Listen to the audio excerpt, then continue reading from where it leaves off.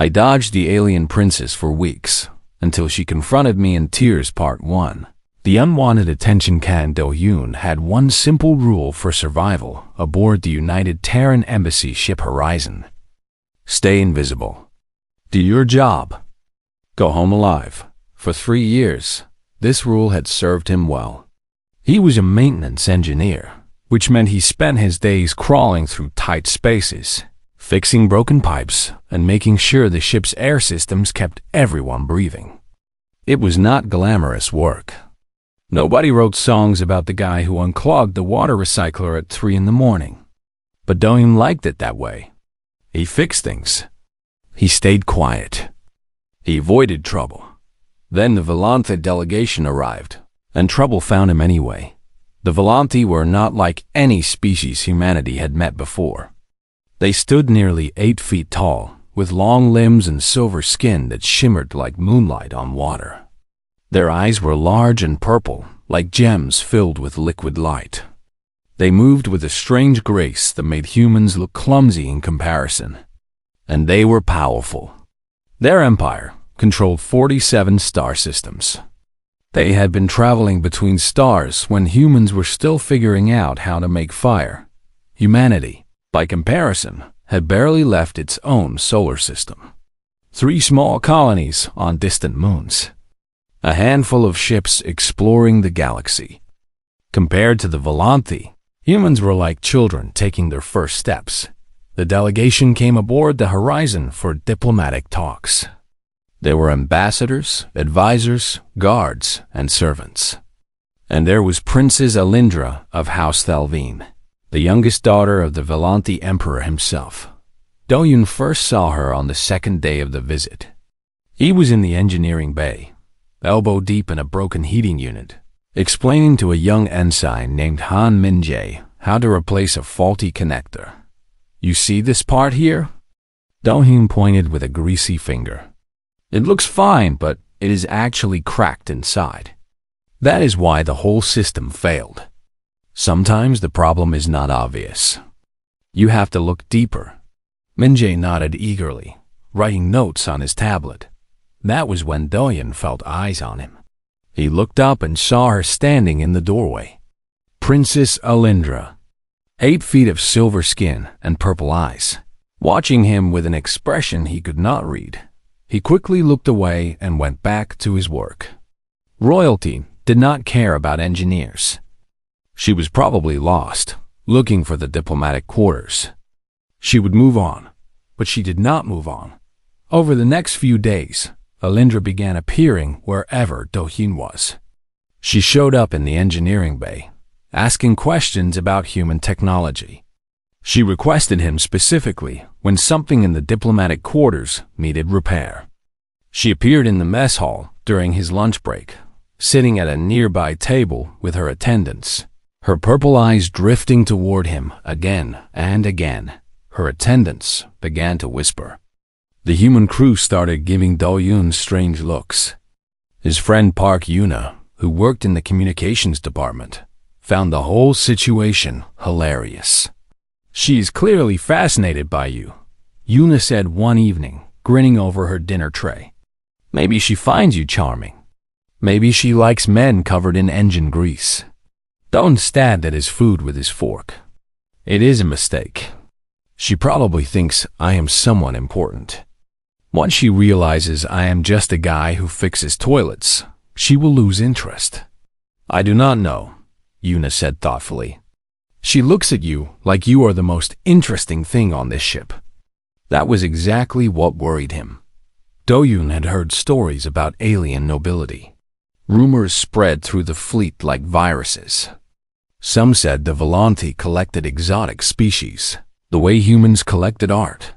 Others whispered about human colonists who vanished near Volanthe space, never to be seen again.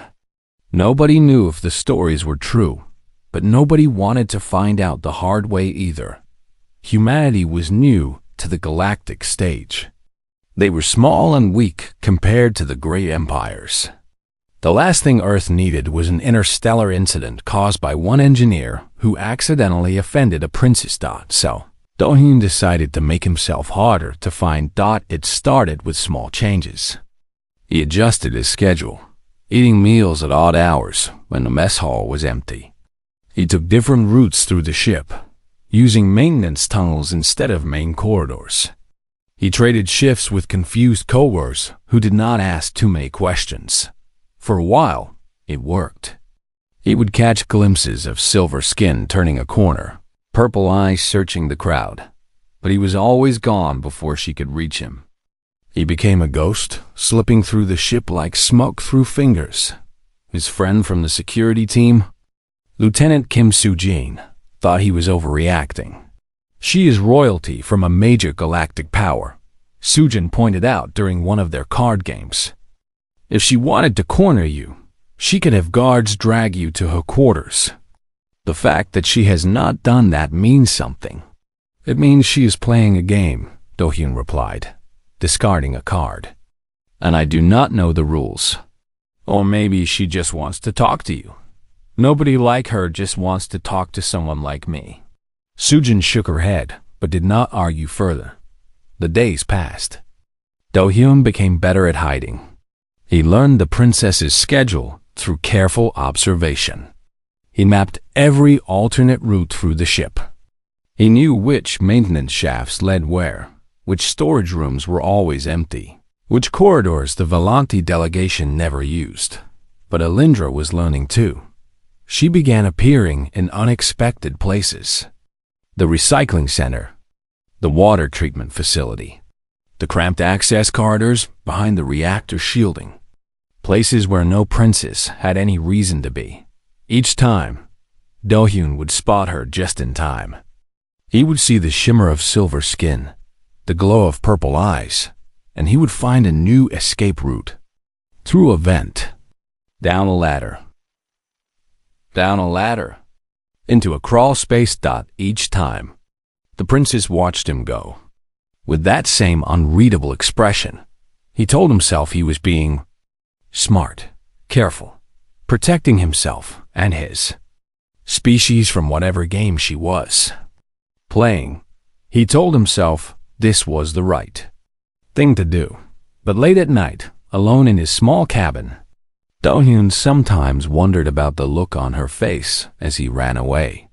It did not look like the expression of a predator watching prey. It looked like something else entirely, something that made him uncomfortable in a different way. He pushed the thought aside and went to sleep. Tomorrow he would keep running. It was the only safe choice. He had no idea how wrong he was. I dodged the alien princess for weeks, until she confronted me in Tears Part 2. The art of avoidance. By the second week, Kang Do-hyun had turned evasion into an art form. He woke up at strange hours, never following the same pattern twice. He ate his meals in empty storage rooms, sitting on crates of supplies with a food tray balanced on his knees. He took the longest possible routes to everywhere, crawling through maintenance tunnels that most crew members did not even know existed. His coworkers started to notice. "Are you feeling okay?" asked Choi Yoonji, one of the junior engineers on his team. She found him in the basement level of the ship, rewiring a panel that technically did not need rewiring. "You have been acting strange lately." "I am fine," Do-hyun said without looking up. "Just busy. Busy hiding from a princess?" He froze. "What?" Yoonji grinned. "The whole ship is talking about it. The Volanti princess keeps asking about you. Where is the human engineer with the kind eyes? Where is the man who fixed my room's temperature control? She asked Captain Beak about you 3 times yesterday." Do-hyun felt his stomach drop. 3 times. 3 times. The captain looked very confused. Yoonji tilted her head. "What did you do to her?" "Nothing. I did absolutely nothing." "Then why is she so interested in you?" That was the question Do-hyun could not answer. He was nobody. A maintenance worker.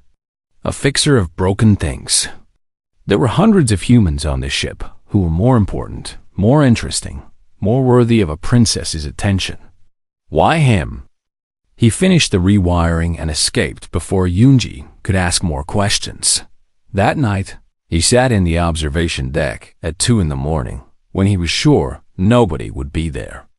The stars stretched out before him, millions of points of light against endless black. Somewhere out there were the Volanti home worlds, planets of silver towers and purple skies, ruled by an emperor whose youngest daughter was currently hunting a tired engineer through a human ship. "This is insane," Do-hyun muttered to himself. "This is completely insane." He thought about his life before joining the fleet. A small apartment in Bizen, a family that called him every week, a simple dream of seeing the stars. He had wanted adventure, but not this kind.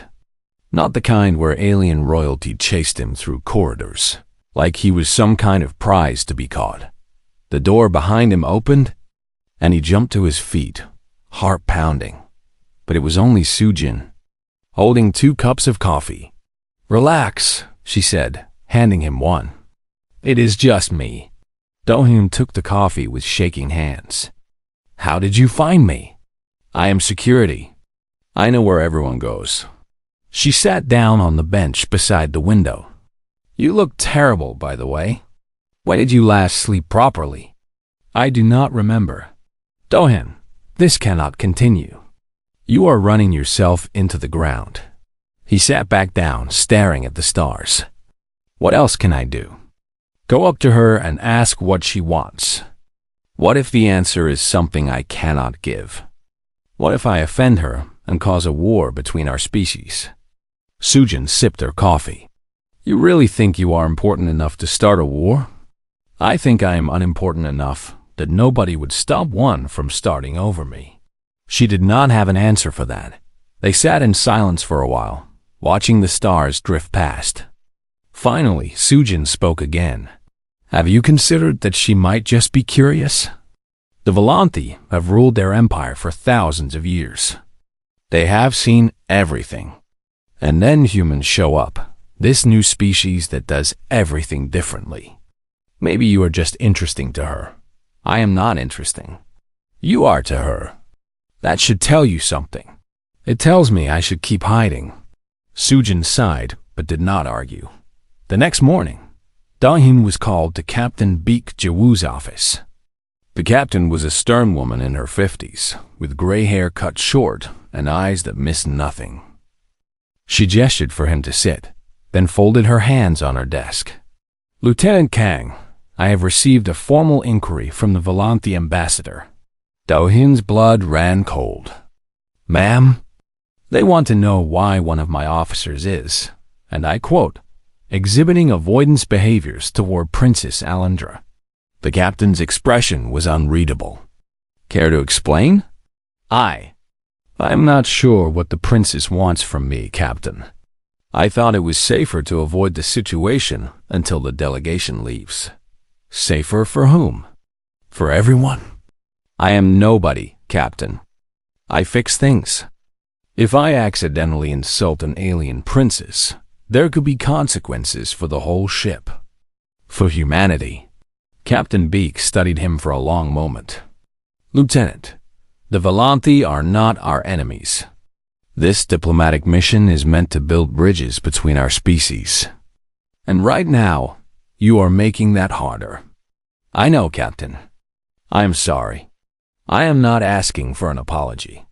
I am asking you to consider that running away might not be the best solution." She leaned back in her chair. "The princess has made no threats. She has filed no complaints about your behavior. She has only asked questions about you. That does not sound like someone with bad intentions. With respect, Captain, we do not know what her intentions are." "No, we do not. But we will not find out if you keep hiding in air ducts." She dismissed him with a wave of her hand, and Do-hyun left her office feeling worse than before. That evening, he tried to eat dinner in the mess hall like a normal person. He sat in the corner, head down, hoping to finish quickly and disappear. He made it through half his meal before he felt the familiar prickle of being watched. He looked up, Princess Alindra stood across the room, her attendants around her, her purple eyes fixed on him. She looked different somehow, tired. Her silver skin seemed duller than before, and there was something in her expression that made his chest feel tight. She took a step toward him. Diane grabbed his tray and fled through the service entrance. Behind him, he heard one of her attendants say something sharp in their language, but he did not look back. He ran until his lungs burned, until he was deep in the maintenance tunnels where no alien princess would follow. He leaned against a wall, breathing hard, and told himself he was doing the right thing. He was protecting himself, protecting his ship, protecting his species. But for the first time, the words felt hollow, and he could not forget the look on her face as he ran away. Not anger, not frustration, something that looked almost like despair.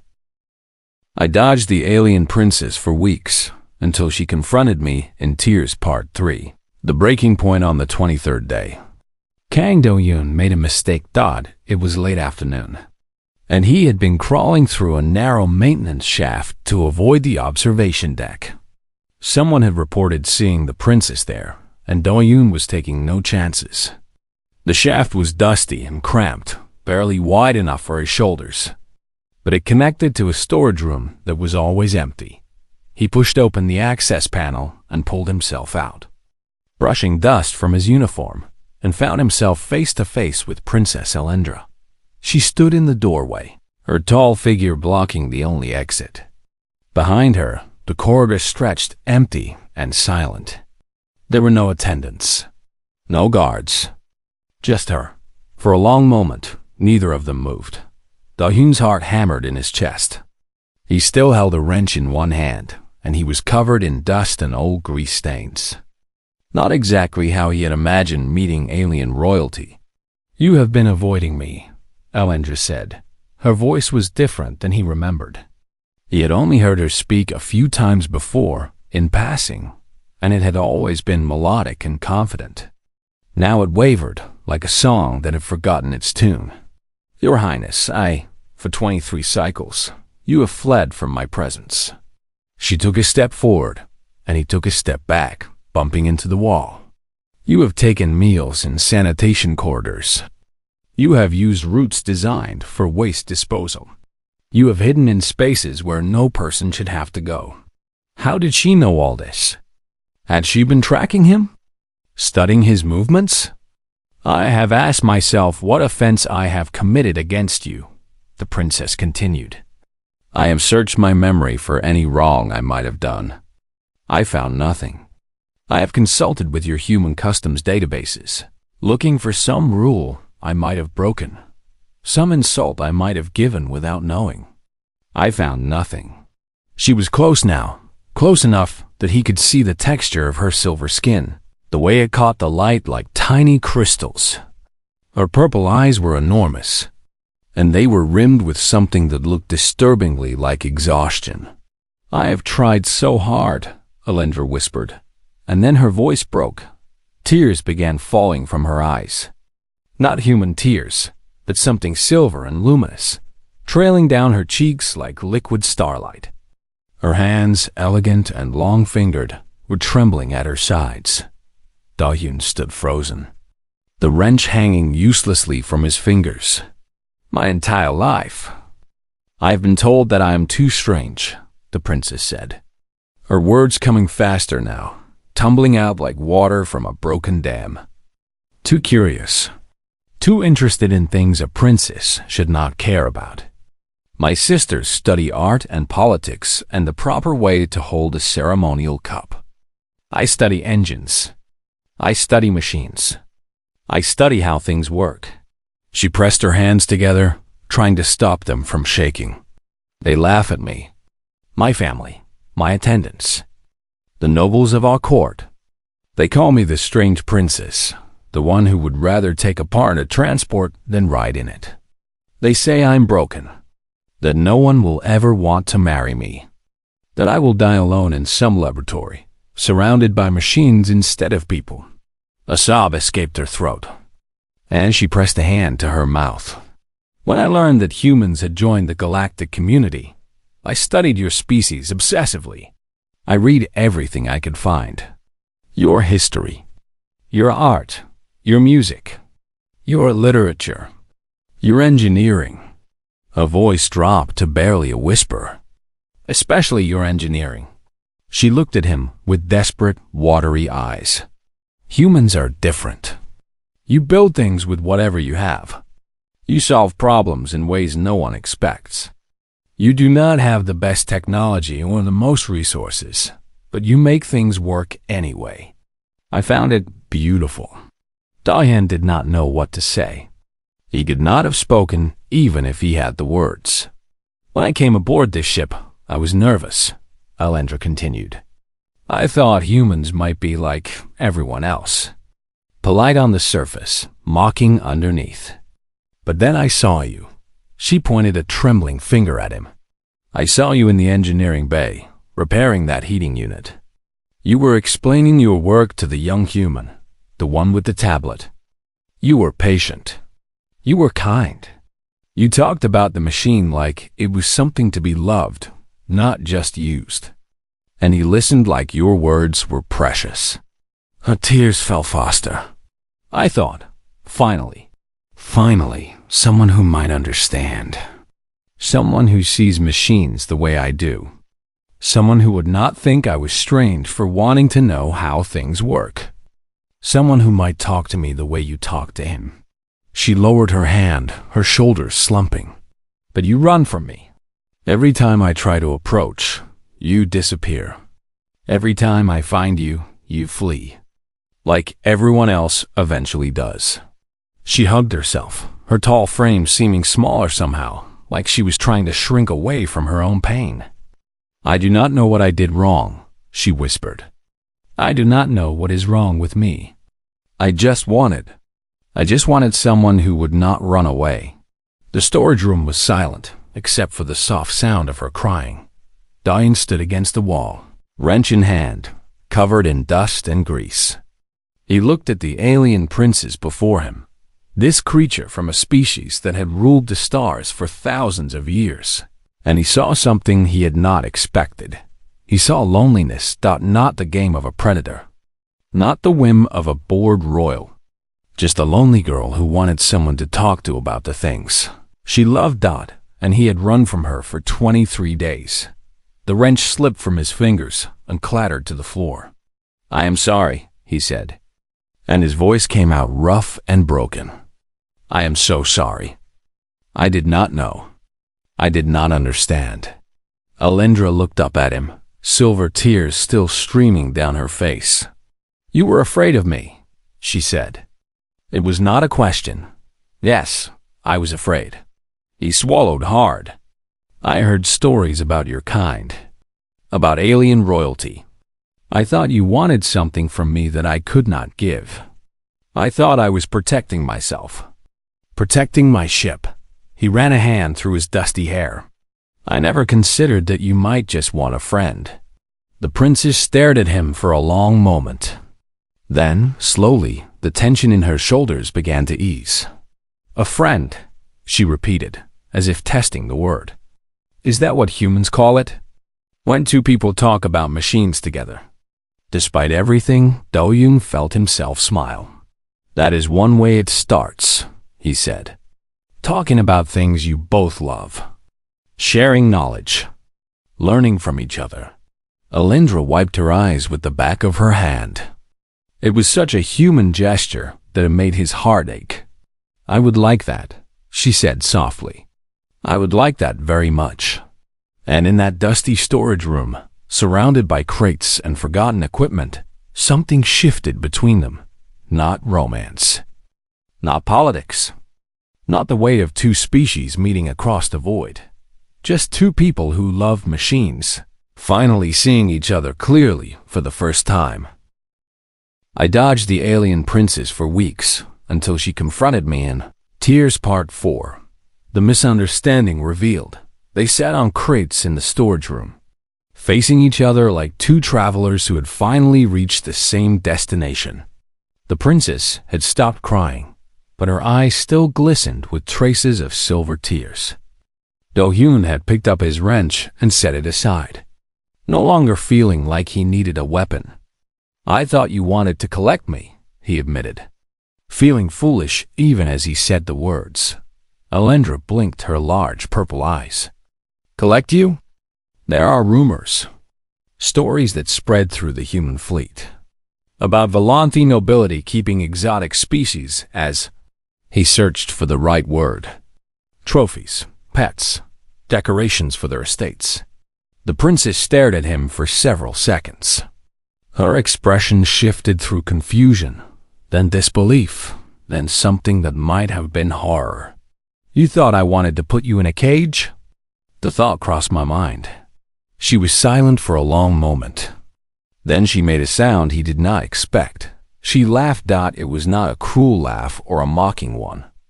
It was broken and hiccuping, mixed with the last of her tears, but it was real laughter. She pressed her hand to her mouth, trying to stop it, but it kept coming. "I wanted to ask you about your hydroponics repair techniques," she finally managed to say between laughs. "I have been trying to corner you for 23 days, so I could ask about vegetable growing systems." Do-hyun felt his face grow hot with embarrassment. "Vegetable growing systems? My home planet has been suffering agricultural failures for decades. Our crops are dying. Our food production is falling. Our royal engineers have the best technology in the sector, but they cannot solve the problem. They follow the old ways, the traditional methods, and they refuse to try anything new." She leaned forward, her eyes bright with sudden energy. "Then I read the reports about the horizon. Your ship is old. Your equipment is outdated. But somehow, your food production systems work better than anything on my world. Your engineers do not have the best tools, but they find solutions anyway. They adapt. They innovate. They fix things that should not be fixable."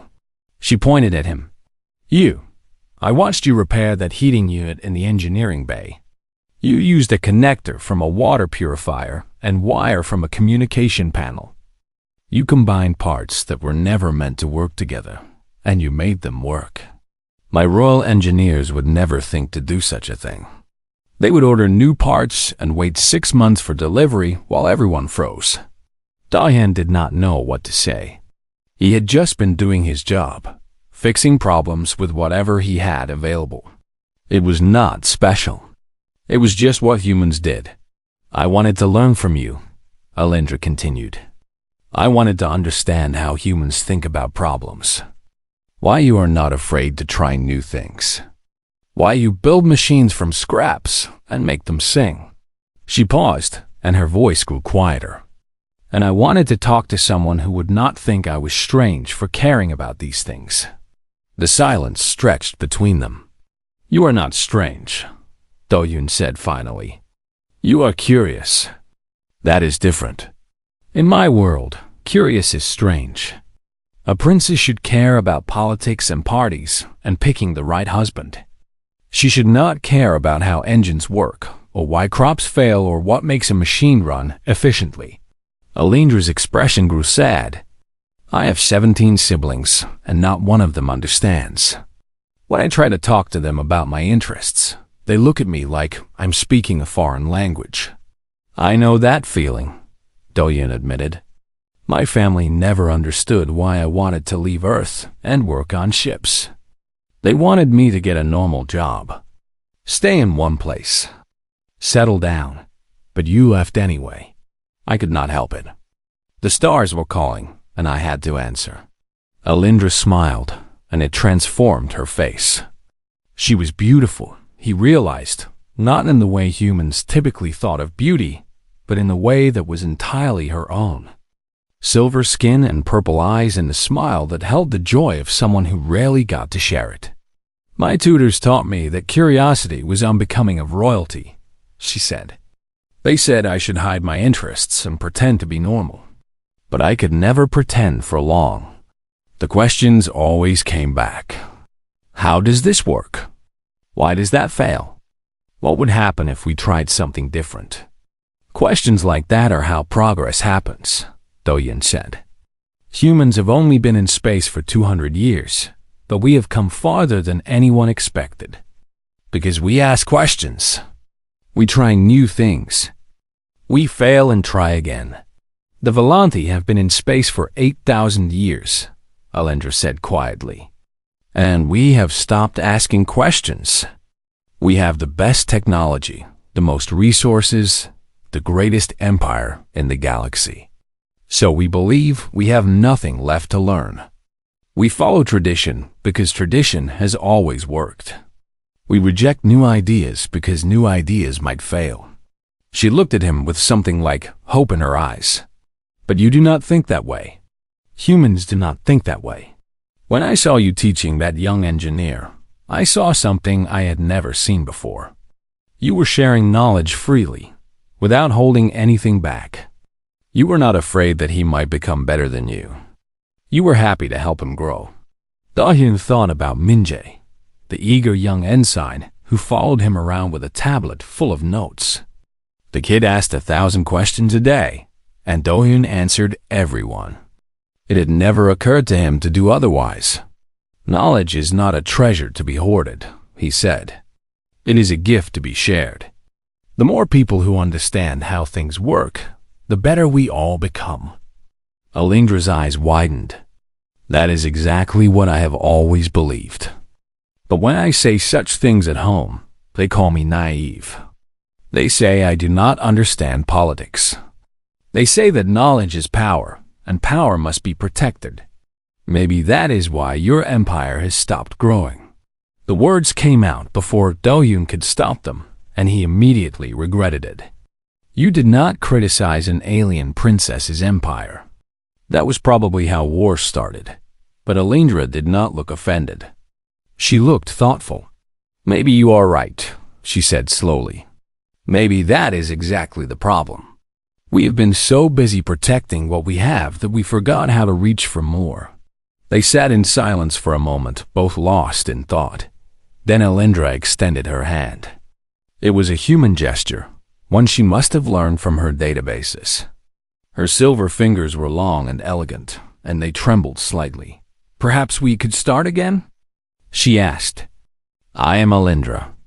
I have too many questions about atmospheric scrubbers, and I have been told my enthusiasm is exhausting. Do-Hyun looked at her hand.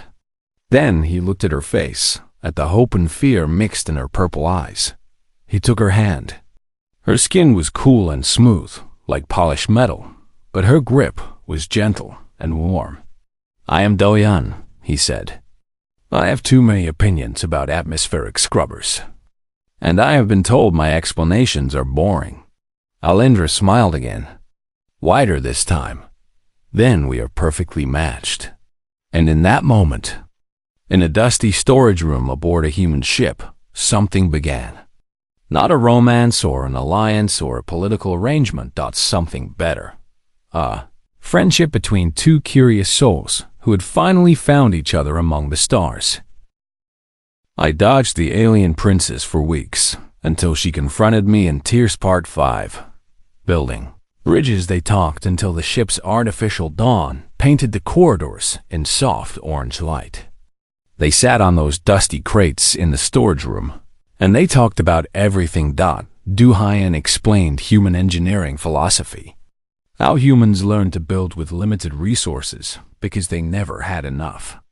How every failure was a teacher and every mistake was a lesson.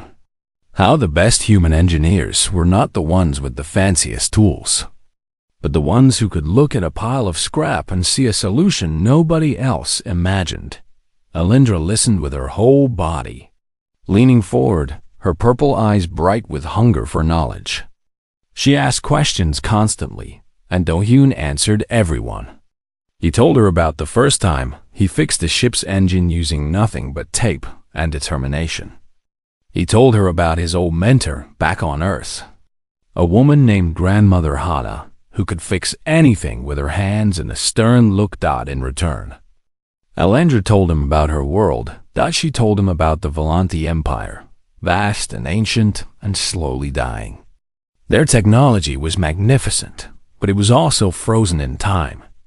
Every machine was built according to designs that were thousands of years old. Innovation was discouraged. Tradition was law. The engineers who served the royal family were chosen for their loyalty, not their creativity. They think humans are primitive, she admitted, her voice tinged with frustration. Because your ships are slower and your weapons are weaker. They look at your technology and see children playing with toys. We have only been in space for 200 years, Do-hyun pointed out. Exactly. Alindra's eyes blazed with sudden intensity. In 2 centuries, you have accomplished what took my ancestors 8,000 years. You started with nothing, and you reached the stars anyway. Your adaptability is terrifying to them. Your creativity is beyond their understanding. She paused, and her voice dropped lower. They do not want to learn from you, because learning would mean admitting they have been wrong. For 8,000 years, they have believed they were the best, the smartest, the most advanced. They cannot accept that a young species with rusty ships might have something to teach them. And you are different, Do-hyun said. It was not a question. I have always been different. She smiled sadly. I have spent my whole life in a cage of expectations. Be quiet. Be proper. Be like your sisters. But I could never stop wondering. I could never stop asking why. She looked at him, and there was something vulnerable in her expression. I have been waiting my whole life to find someone who would not run away from that. Do-hyun felt shame wash over him again. I am sorry for running. I am sorry for frightening you. She reached out and touched his hand briefly. I should have been more direct. I should have explained what I wanted instead of following you around like a hunting animal.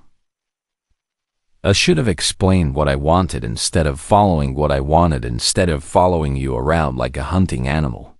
In my world, such behavior is considered polite pursuit. I did not realize humans saw it differently.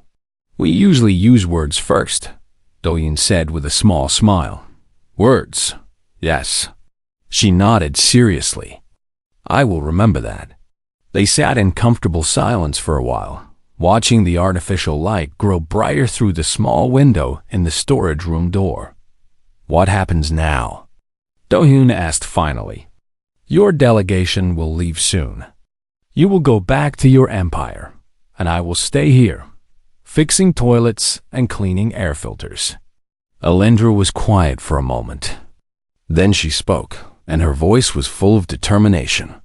I am going to change things. Not today, not tomorrow, but someday. She straightened her back, and suddenly she looked like the princess she was. I have learned more from talking to you for one night than I learned from my tutors in 20 years. If I can learn, others can too. I just have to find a way to show them. That will not be easy. You said yourself that your people resist change. They resist because they are afraid. They are afraid of being wrong, afraid of looking foolish, afraid of admitting that the universe is bigger than their empire. She looked at him steadily. But fear can be overcome. It just takes time and the right examples. 3 years later, Lieutenant Kan Do-hyun stood in the grand hall of the Volanthi Imperial Palace. The hall was enormous, with ceilings that stretched up into shadow and walls of polished silver that reflected everything like mirrors. Hundreds of Volanthi nobles filled the room, their silver skins shimmering under the lights, their purple eyes watching the central platform with expressions of shock and disbelief. On the platform stood Princess Alindra, no longer the lonely girl he had met in a storage room, but a woman transformed by purpose. Beside her stood holographic displays showing graphs and charts and images of thriving crops on planets that had been dying 3 years ago. The evidence is clear, Alindra said, her voice ringing through the hall. Human agricultural techniques have increased food production on 17 of our colony worlds by over 300%. Their methods are simple, adaptable, and effective. And we learned them not by conquering, but by asking. By listening. By admitting that someone else might know something we did not. The nobles muttered among themselves. Some looked angry. Some looked thoughtful. A few, here and there, were nodding slowly. Humanity is not a lesser species to be dismissed, Alendra continued. They are partners to be embraced. They are teachers to be respected. They are proof that the universe has more wonders than our empire has dreamed of. She paused, and Do-Hyun saw her eyes find him in the gallery. I learned this because one stubborn human engineer could not hide in a maintenance tunnel forever. Laughter rippled through the crowd. Scattered and uncertain at first, then growing stronger. Beside Do-Hyun, Captain Baek Ji-woo muttered under her breath. I cannot believe the future of human-Volante relations came down to you being bad at dodging royalty. Do-Hyun smiled. I was great at dodging royalty. She was just better at finding me. After the presentation, Alendra found him in a quiet corner of the palace gardens. The plants around them were strange and beautiful, with leaves of deep blue and flowers that glowed softly in the twilight. Thank you, she said simply. For what? You did all the work. For not running. That first night, when you stayed and talked to me, you gave me something I had never had before. Hope. Proof that connection was possible. That I was not broken or wrong or too strange to be loved. Do-Hyun looked at her, at the princess who had become his friend, his partner in changing the galaxy. You were never broken, he said. You were just looking for the right people to understand you. I found one. That was enough to start. They stood together in the garden, watching the alien stars come out one by one. Somewhere in the palace, representatives from Earth and the Volante Empire were signing agreements that would reshape the future of both species. Trade routes, technology exchanges, joint exploration missions. The beginning of something new. But here in the garden, there were just two friends who had found each other against all odds. What happens next? Alendra asked softly. Do-Hyun thought about it. About the ship waiting to take him home. About the work still to be done. About the distance between stars. We keep building bridges, he said finally. One conversation at a time. One question at a time. One answer at a time. Alendra nodded, and her smile was bright as the stars above. Then let us begin. And that was what made humanity special, Do-Hyun realized. They could run when they needed to. They could hide. They could adapt and survive. But they could also stop running when it mattered most. Sometimes, the bravest thing a human could do was stand still, reach out a hand, and say hello to someone different. That was how bridges were built. That was how the future began.